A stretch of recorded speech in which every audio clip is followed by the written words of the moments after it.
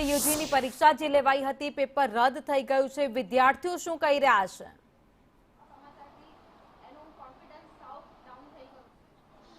ભાવિની, જે રીતે આ પેપર જે છે તે લીક થયું છે, આ પેપર લીકની જે સિસ્ટમ છે તે ક્યાંક હવે વધતી જઈ રહી છે અને સૌથી મહત્વની વાત એ છે કે આ કોઈ પહેલી વાર પેપર લીક થયું નથી. અગાઉ પણ કોમ્પિટિટિવ એક્ઝામ હોય કે તેના પેપર લીક થતા આવ્યા છે અને હવે આ નીટનું જે પેપર છે તે પણ લીક થયું છે. ત્યારે આ પરિવાર કે જેમણે પોતાની દીકરીને તબીબ બનાવી છે, દીકરીના પણ સપના છે કે તબીબ બનવું છે, પરંતુ આ રીતે પેપર લીક થવાની આશંકાએ પેપર લીક થવાના નામે આ પરીક્ષા રીતે રદ થઈ જાય તેને લઈને તેઓ શું વિચારે છે તેની સાથે વાત કરીએ. અને સૌથી મહત્વની વાત કે દિશિતાના જે પિતા છે ડોક્ટર કેતનભાઈ, તે પણ પોતે હાલ તબીબ વ્યવસાય છે અને તેમનું સપનું છે કે દીકરી પણ તબીબ બને.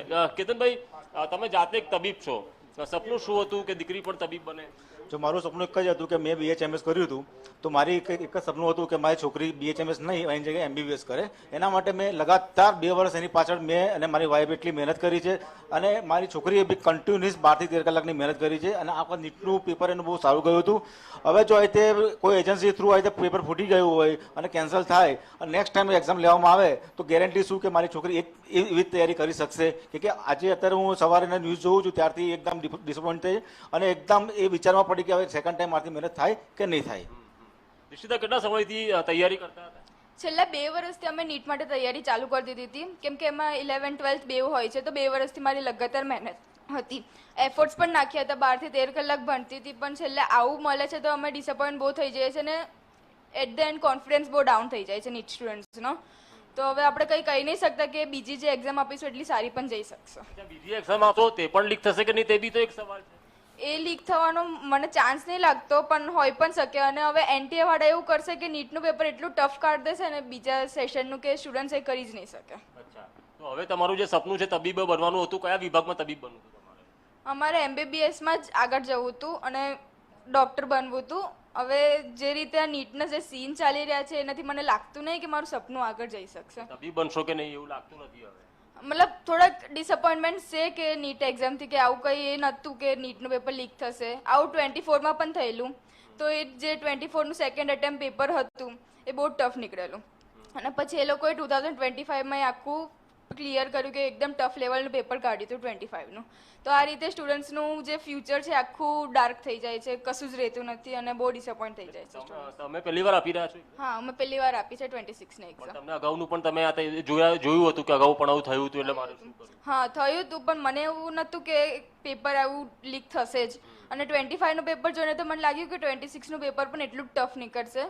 પણ જો કે ઇઝી તો હતું, પણ એટલું પણ એ નહોતું કે કવર કરી શકે સ્ટુડન્ટ્સ. પણ બહુ ડિસઅપોઇન્ટ થયા છે સ્ટુડન્ટ્સ. સરકાર પાસે શું આશા અપેક્ષા છે હવે તમારે તબીબ બનવું છે?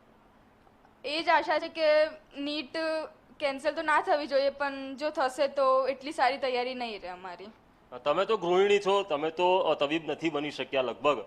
દીકરી માટે આશા હતી? હા, દીકરી માટે ઘણી આશા હતી, કારણ કે એને પહેલેથી 3-4 વર્ષથી સપનું જોઈ રાખ્યું હતું કે હું પણ મારા પપ્પાની જેમ ડૉક્ટર બનું.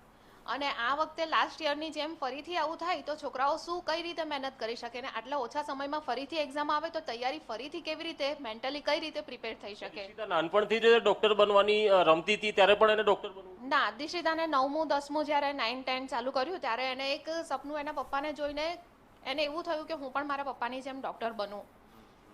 એટલે એને પણ એવું જ ટેલેન્ટ રાખ્યું કે હા મારે પણ આવી રીતે ભણવું જોઈએ. અને એને નીટ માટે આ વર્ષે પણ ખાસી મહેનત કરી હતી. લગાતાર રાત્રે 3-4 વાગ્યા સુધી એ વાંચતી હતી સવારે ઉઠીને.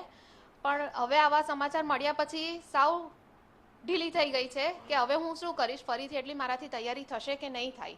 સમજાવી રહ્યા છો તમે માતા પિતા હાલ એને? હા, અમે સમજાવી રહ્યા છે કે જોઈશું હવે જે થશે એ પ્રમાણે.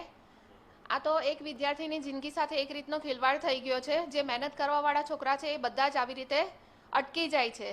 ફરીથી એ લોકોનું મોરલ આવી રીતે થતું નથી, ડાઉન થઈ જાય છે, છોકરાઓ હેરાન થઈ જાય છે. કેતનભાઈ, ડોક્ટરોને તો આ ધરતી પર ભગવાનનું સ્વરૂપ માનવામાં આવે.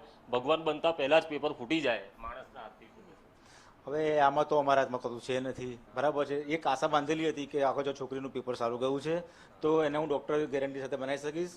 બરાબર, પણ હવે મને નથી લાગતું કે કદાચ પેપર એટલું ઇઝી પૂછાય અને એવી જી, રીતે કૃણાલ. તૈયારી કરી શકશે. મને લાગતું નથી કે તૈયારી રિપીટ એવી થશે એનાથી, કે આખું એનું મોરલ તૂટી ગયું છે. બરાબર છે, અને હવે એનું કોન્સન્ટ્રેશન પહેલા જેવું સરકાર પાસે શું આશા?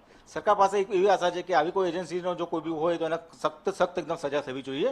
જે પણ હોય, કોઈ બી એજન્સીનો હોય કે કોઈ બી રાજનીતિક સાથે જોડાયેલો હોય, એ દરેક તપાસ થવી જોઈએ ને સજા. યોગ્ય તપાસ થવી જોઈએ અને સીબીઆઈ એને પકડી અને છેલ્લામાં છેલ્લી લાસ્ટ સ્ટેજની એને સજા કરવી જોઈએ.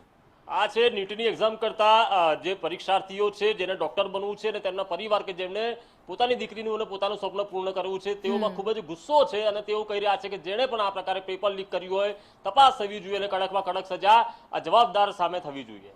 ભાવિની, આભાર માહિતી માટે. એટલે કે આ પેપર લીક થયું ત્યારબાદ મોટો નિર્ણય જે લેવામાં આવ્યો છે એનટીએ તરફથી કે પરીક્ષા રદ કરી દેવામાં આવી છે. આગામી સમયમાં હવે નવી તારીખો જાહેર કરાશે અને વિદ્યાર્થીઓએ પરીક્ષા આપવાની રહેશે.